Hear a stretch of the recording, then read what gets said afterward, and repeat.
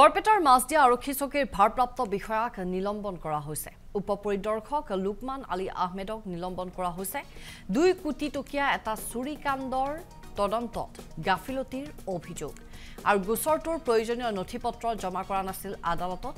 বৰপেটাৰ শীৰ্ষ আৰক্ষী বিষয়াৰ নিৰ্দেশতে নথি জমা নিদিয়াৰ অভিযোগ উঠিছে। এজন চিকিৎসকৰ বাসগৃহৰ পৰা চুৰে লুটিছিল 2 কোটি টকা আৰু আহমেদৰ ভুলৰ বাবে জামিন পাইছিল কেউটা অভিযুক্তই। গতিকে মাছদিয়া আৰক্ষী চকীৰ ভাৰপ্ৰাপ্ত বিষয়াক নিলম্বন কৰা হৈছে। পুনৰ জনাইছো, চুৰিকাণ্ডৰ তদন্তত গাফিলতিৰ অভিযোগ উত্থাপন হৈছিল। এগৰাকী শীৰ্ষ আৰক্ষী বিষয়াৰ নিৰ্দেশতে আচলতে নথিপত্ৰ জমা নিদিয়াৰ অভিযোগ। এগৰাকী চিকিৎসকৰ বাসগৃহত চুৰি হৈছিল। 2 কোটি টকীয়া এটা চুৰিকাণ্ডৰ তদন্তত গাফিলতিৰ অভিযোগ, যাৰ বাবে উপপৰিদৰ্শক লুকমান আলী আহমেদক নিলম্বন কৰা হৈছে আৰু গোচৰটোৰ প্ৰয়োজনীয় নথিপত্ৰ জমা কৰা নাছিল আদালতত, যাৰ বাবে চুৰকেইটাই জামিন লাভ কৰিছিল। বৰপেটাৰ শীৰ্ষ আৰক্ষী বিষয়াৰ নিৰ্দেশত নথি জমা নিদিয়াৰ অভিযোগ উঠিছে আৰু এজন চিকিৎসকৰ বাসগৃহৰ পৰা চুৰে লুটিছিল 2 কোটি টকা।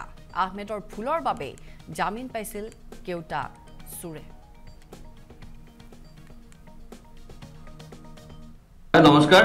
যোৱা 10 মে তাৰিখে বৰপেটা জিলাৰ খংৰাত ডক্টৰ সবৰুদ্দিনৰ বাসগৃহৰ পৰা 2 কোটি টকা চুৰি হোৱা বুলি তেখেতে এক এজাহাৰ দাখিল কৰে মাছদিয়া আৰক্ষী চকীত। সেই ঘটনা সন্দৰ্ভত আচলতে আৰক্ষীৰ উচ্চ বিষয়াৰ লগত জড়িত থাকি আচলতে তাৰাবাৰী আৰক্ষী আৰু সৰ্থেবাৰী আৰক্ষী আৰু মাছদিয়া আইজিয়ে যৌথ অভিযান চলাই কেইবাজন চোৰক আচলতে গ্ৰেপ্তাৰ কৰা আমি দেখিব পাইছো।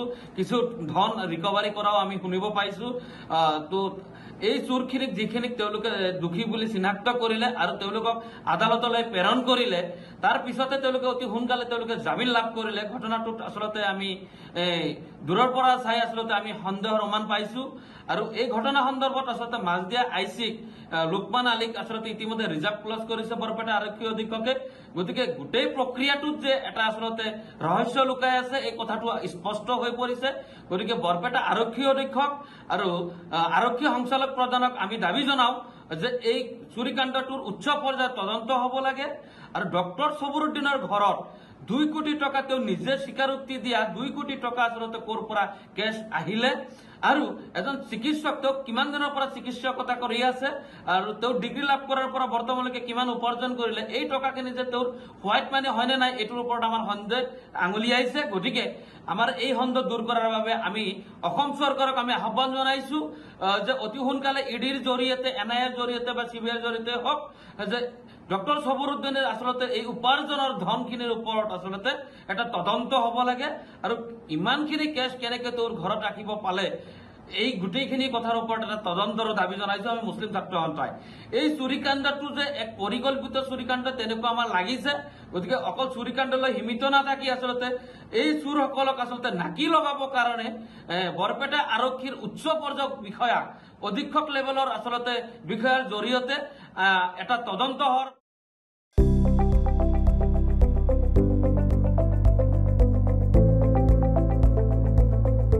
NB নিউজ, সহজ সৰল ভাষাত নৱভাৰতৰ কথা।